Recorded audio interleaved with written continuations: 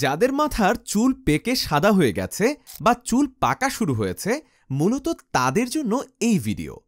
আমাদের চুলের গোড়ায় মেলানোসাইজ নামে একটি কোষ রয়েছে, যেটা আমাদের চুলে মেলানিন প্রোডাকশন করে।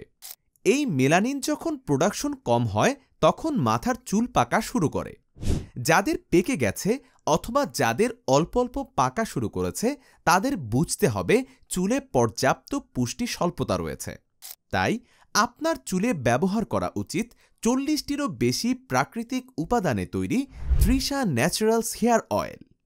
এই তেলটি নিয়মিত ব্যবহারের সাদা চুল কালো করবে।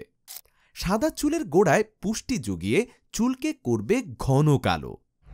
আপনি চাইলে আমাদের তেলের সাথে এই হেয়ার প্যাকটিও ব্যবহার করতে পারেন।